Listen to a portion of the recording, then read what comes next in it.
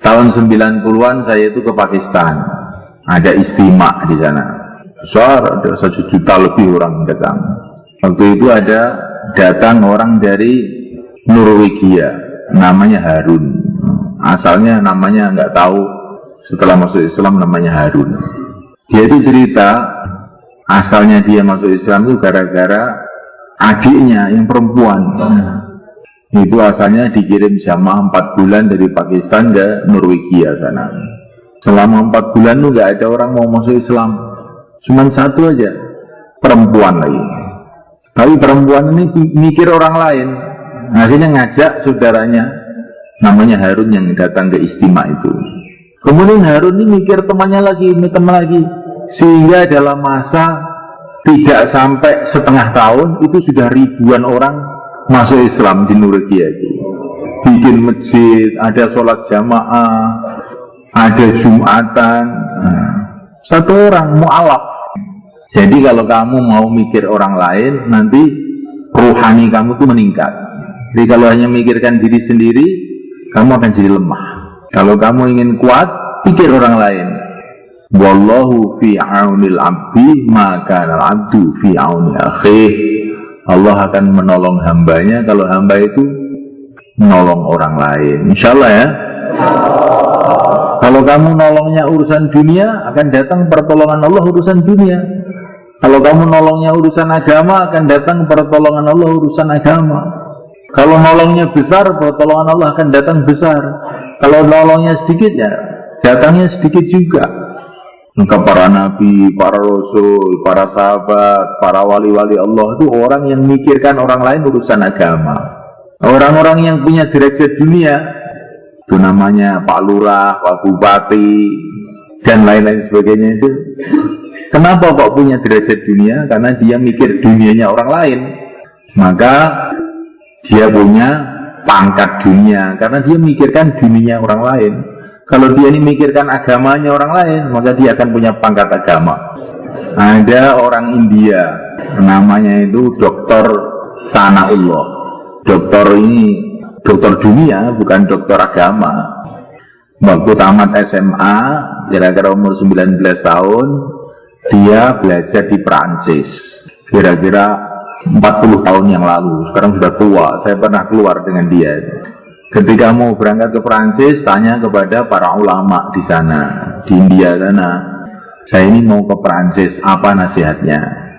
Maka para ulama itu mengatakan, Perancis itu seperti lautan, lautan maksiat, lautan kufur, lautan musyrik, lautan segala kejahatan itu ada di sana.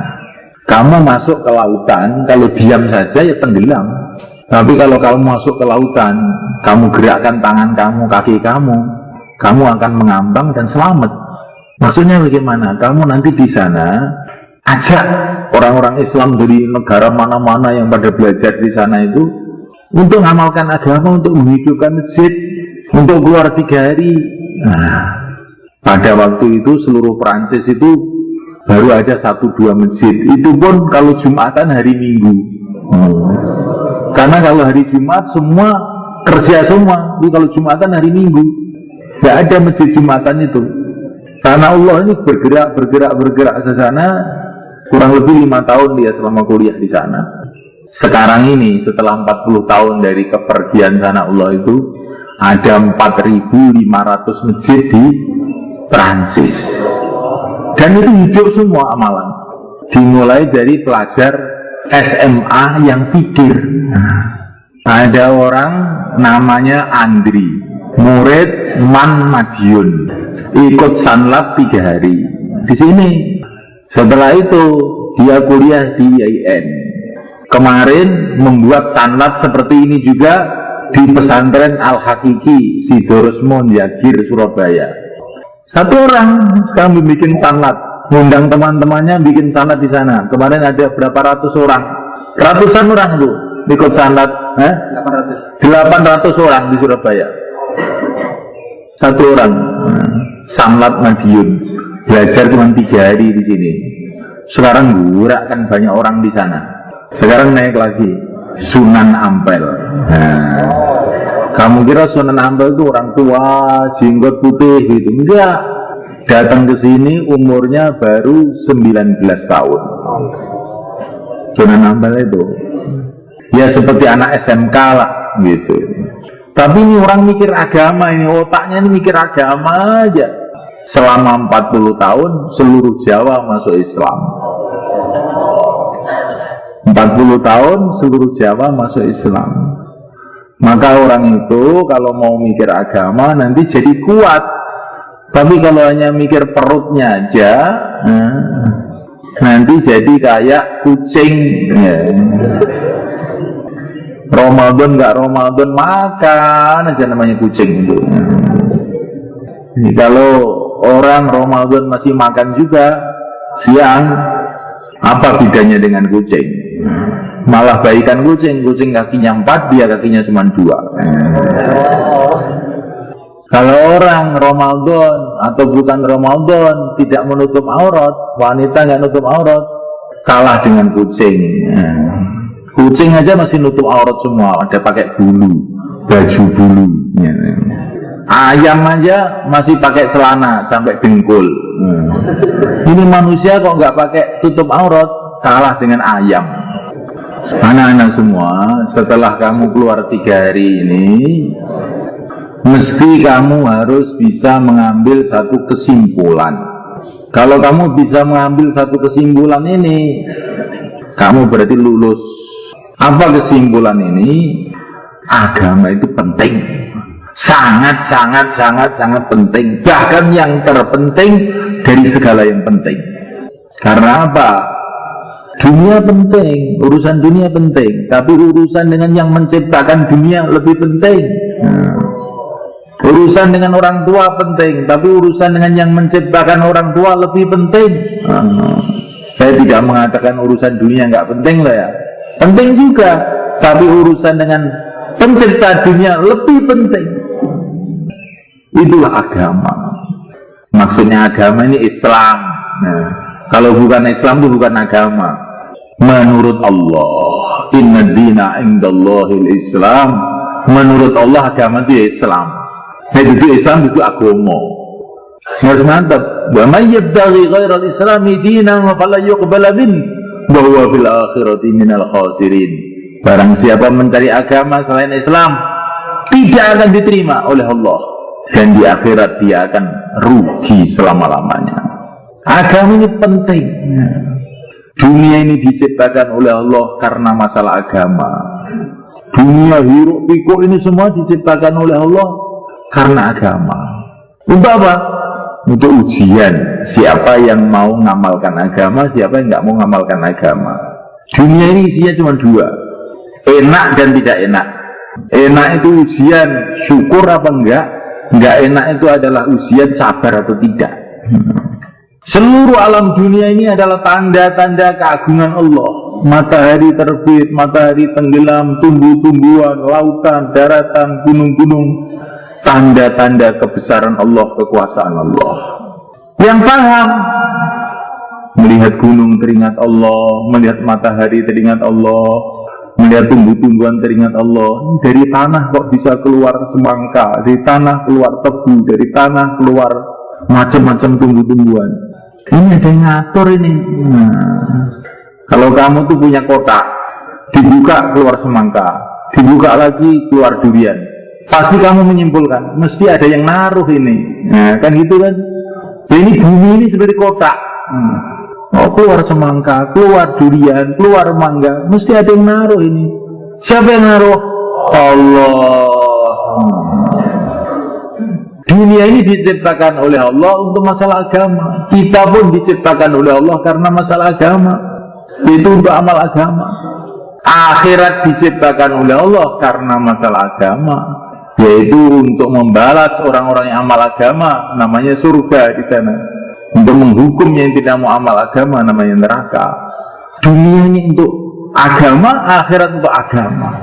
Kita untuk agama, maka kita harus pentingkan agama ini sampai akhir hayat kita. Supaya kita ini bisa mementingkan agama, maka perlu kita buat 4 kerja. Kalau 4 kerja ini ada dalam kehidupan kita, maka kita bisa mementingkan agama, akhirnya bisa amal agama. Kalau kita amal agama, apa hasilnya? Hidup kita di dunia akan tenang dan tentram. Kemudian kita akan dikirim ke surga Allah, menjadi raja-raja di sana. Wa idza ra'aita thamma ra'aita na'iman wa mulkan kabira. Jadi raja-raja besar di surga Allah. Istana-istana dari emas, dari intan, kemuliaan yang kekal abadi selama-lamanya. Hidup terus, nggak ada mati, muda terus, nggak ada tua, sehat terus, nggak ada sakit, mulia terus, nggak ada hina, gembira terus, nggak ada susah, selama-lamanya, jutaan tahun, triliun-triliun tahun, nggak ada habisnya. Apakah 4 kerja itu? Yang pertama kali kita buat suasana dakwah.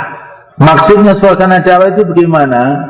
Senantiasa kita dengarkan, senantiasa kita sampaikan bahwa kita ini hamba Allah, tinggal di bumi Allah, di bawah langit Allah, makan rizki dari Allah, maka kita harus taat kepada Allah.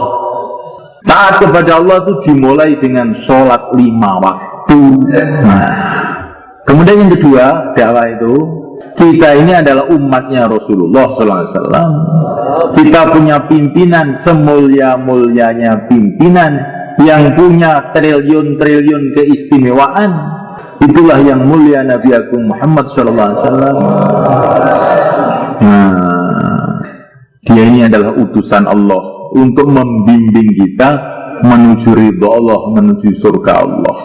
Maka kita cintai beliau, kita amalkan sunnah-sunnah beliau, sehingga kita nanti akhirnya berjumpa dengan beliau di surga Allah. Yang ketiga, dunia tidak lama, akhirat selama-lamanya.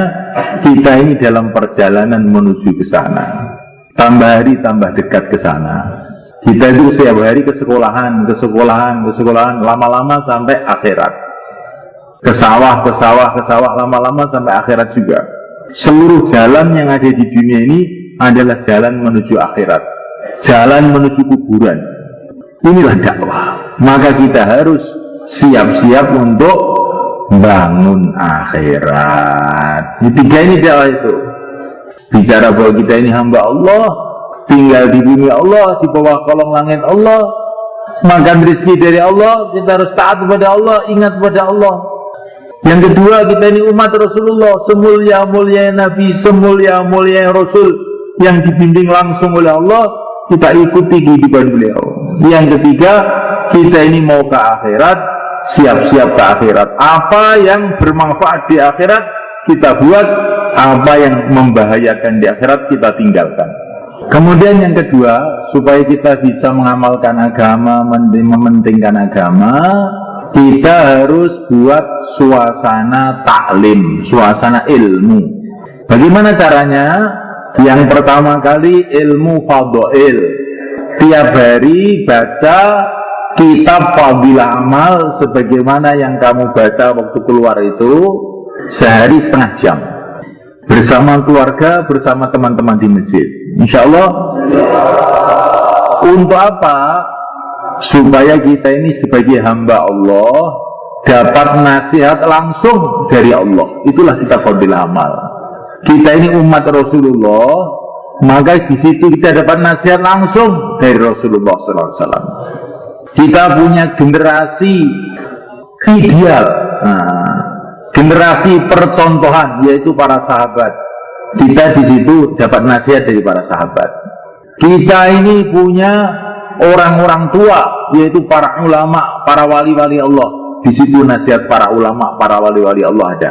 Jadi dengan baca kita fadilah amal itu, kita mendapatkan nasihat dari pencipta alam semesta, nasihat dari Rasulullah utusan Allah, nasihat dari para sahabat, murid-murid Nabi, nasihat dari para wali-wali dan para ulama-ulama. Sehingga hidup kita terarah. Kalau orang tidak ada taklim, hidupnya bingung. Saya itu mau ikut siapa? Bingung. Akhirnya ikut setan. Man laisa lahu syekh fasyekhu syaitan, katanya para ulama. Orang yang tidak punya pimpinan, orang-orang lurus ini pimpinannya syaitan nanti. Maka kita harus buat suasana taklim di rumah sama keluarga kita, di masjid dengan teman-teman kita. Yang belum punya kitab Fadilah Amal, usahakan beli. Itu kitab penting untuk supaya hidup kita terarah. Terarah ini penting, bukan semua yang penting hidup yang terarah. Kita punya mobil, arahnya nggak jelas. Oh, masuk selokan, masuk jurang nanti. Hidup juga begitu. Walaupun mobil Mercedes, mobil mewah, tapi kalau nggak terarah, bahaya banget ini. Jenuh mabrak ya apa-apa nanti. Santri-santri pelajar, setiap habis zuhur ada program taklim di sekolahnya masing-masing. Ini kita sudah musyawarah dengan bapak-bapak guru kamu untuk membuat suasana taklim tiap habis zuhur di musola sekolahan masing-masing. Kamu ikut, itu yang tahu, yang untuk sekolahan. Tapi kamu beli sendiri kitab Fadilah Amal, kamu baca di rumah dan di masjid. Insya Allah. Kemudian untuk buat suasana taklim ini, kamu harus dekat dengan para ulama. Orang itu hidup itu harus punya ulama, punya guru. Kita ini hidup harus dekat dengan para ulama. Ulama itu apa toh? Tandanya ulama itu apa? Tandanya ulama itu yang dia punya sambung dengan tokoh-tokoh ulama. Al-Imam Asy-Syafi'i, Al-Imam Al-Ghazali, ya itu tandanya ulama. Maka kalau ada orang ngaku ulama, kamu tanya, ilmu kamu itu dari Imam Syafi'i atau dari siapa? Oh, dari Imam Syafi'i. Oh, saya mau berguru dengan bapak. Enggak, saya ini langsung autodidak belajar sendiri. Wah, saya enggak mau, Pak. Ini kacangan ini, Pak. Saya kalau mau beli mobil, ya mobil yang dari Jepang, yang pabrik besar. Kalau bikinan Temboro saya enggak mau. Paling 3 hari sudah bodol nanti. Iya, agama juga begitu.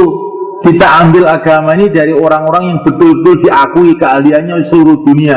Al-Imam Syafi'i, Al-Imam Al-Ghazali itu orang-orang yang diakui keilmuannya seluruh dunia. Kalau ada ulama kok nggak ikut mereka, itu bukan ulama itu.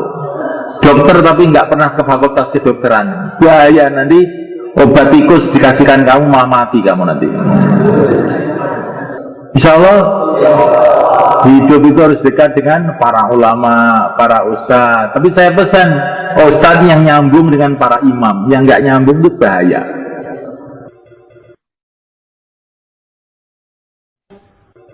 Kemudian yang ketiga, supaya kita ini bisa mengamalkan agama, mementingkan agama, kita harus buat suasana ibadah. Apalagi dalam bulan Ramadan ini. Suasana ibadah itu untuk menanamkan dalam hati bahwa kita ini hamba Allah.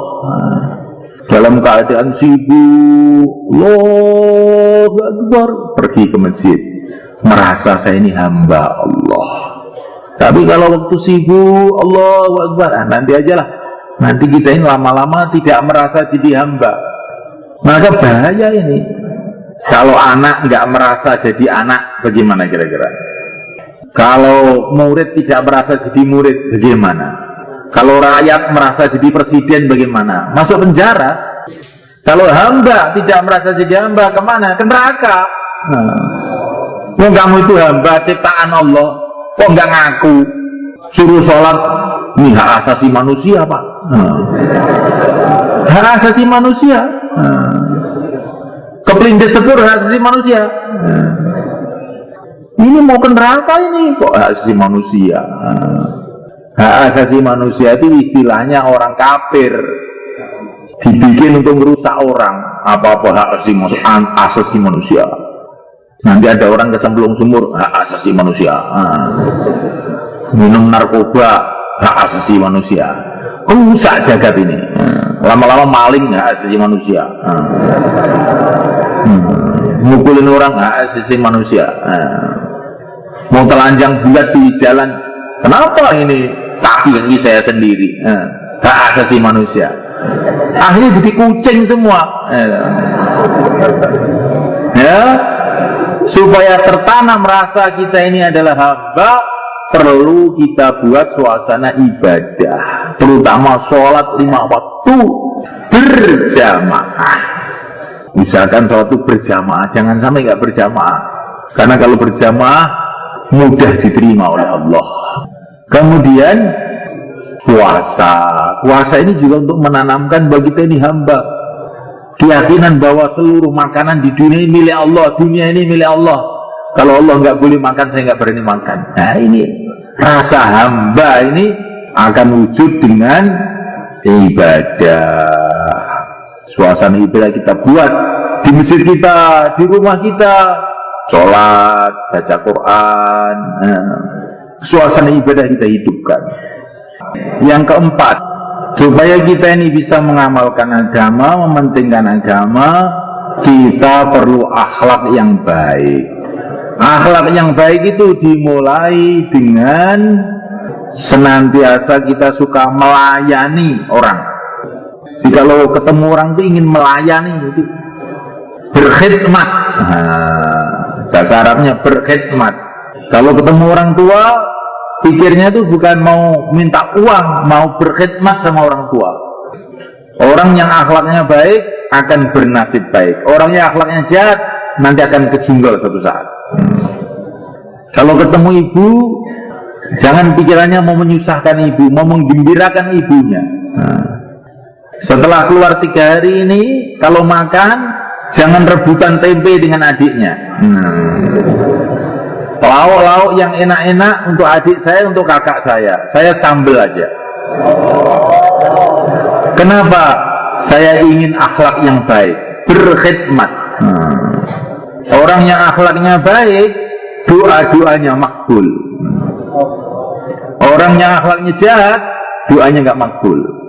Akhlak yang terpenting kepada orang tua, kepada teman-teman di sekolahan kita. Kalau kita ke sekolah, bawa pensil 2. Nanti barangkali ada temannya memerlukan, dipinjamin. Belajar akhlak. Bawa penggaris 2. Untuk apa? Barangkali ada yang ketinggalan penggaris, bisa dipinjamkan. Kalau enggak waktu puasa, pergi ke sekolahan, bawa permen 10. 5 untuk temannya, 5 untuk saya. Untuk apa ini kamu kok buat begini ini? Belajar akhlak biar doanya makbul. Insya Allah. Akhlak kepada guru kita. Akhlak kepada guru itu apa? Yang paling penting adalah bagaimana prestasi kamu belajar baik. Nanti guru kita akan senang. Jangan membuat pusing gurunya karena belajarnya tidak baik. Orang yang akhlaknya baik, maka dia ini akan makbul doanya. Ini kata Nabi ini. Dan akhlak kepada seluruh orang Islam. Nanti di rumah ke masjid, langsung ngepel masjid, bersihkan WC masjid. Kenapa kamu begini? Belajar akhlak, Pak. Loh, siapa yang ngajari kamu? Kemarin ikut keluar 3 hari. Loh, apa itu keluar 3 hari? Belajar akhlak. Belajar hubungan pada Allah. Loh, kok bagus ya? Saya ikut, bisa nggak begitu? Bisa. Caranya bagaimana? Malam Jumat ke Temboro, terus keluar 3 hari. Insya Allah nanti masalah-masalah akan selesai dengan akhlak. Insya Allah, kan? Kalau pulang ke rumah, Assalamualaikum. Kemudian salaman sama ayahnya, ibunya, cium tangannya. Melihat orang tua dengan kasih sayang itu adalah satu ibadah. Melihat orang tua dengan kasih sayang adalah satu ibadah. Maka Allah Ta'ala dengan akhlak yang baik ini, kita akhirnya bisa kerjasama mengamalkan agama, mudah mengamalkan agama. Kemudian anak-anak semua ya, kamu belajar di SMA perlu 3 tahun. Untuk belajar urusan-urusan kecil saja 3 tahun itu belum selesai. Belajar urusan kecil, urusan dunia ini yang hanya untuk 60 tahun, 70 tahun ini 3 tahun belum selesai. Mulai SMP 6 tahun, nanti perguruan tinggi 10 tahun. Untuk ngurus dunia ini kita perlu banyak waktu. Untuk ngurus akhirat 3 hari belum cukup. Untuk belajar ilmunya manusia itu perlu bertahun-tahun. Untuk belajar ilmunya Rasulullah, pimpinan dari seluruh manusia, Oh, belum cukup, 3 hari belum cukup. Maka perlu kita teruskan. Maka kamu semua saya undang resmi nih. Tiap malam Jumat saya undang ke sini untuk ngaji. Nah, kalau malam Jumat dimulai dari habis asar itu sudah ada pengajian. Nanti habis maghrib juga ada lagi sampai isya. Boleh juga kamu terus i'tikaf di sini. Nanti habis sholat subuh langsung ke sekolahnya. Jadi bajunya, buku-bukunya langsung dibawa. Kalaupun nggak bisa ya habis isya bisa pulang. Untuk apa? Supaya kita ini hidup ini terarah, mengamalkan agama, mati dapat ridho Allah, masuk dalam surga Allah. Itulah cita-cita orang yang berpikir, yang sayang sama anak, sama dirinya. Kalau orang hidup asal-asalan, boy si penting urip, wah itu gawat itu. Gawat. Asal-asalan urusan dunia aja bahaya. Kamu pasang listrik asal-asalan, konslet, bahaya. Nah, kamu nyupir mobil asal-asalan, nabrak. Kamu jadi pilot asal-asalan, jatuh pesawatnya. Urusan akhirat tidak boleh asal-asalan. Kita mesti ada kesungguhan.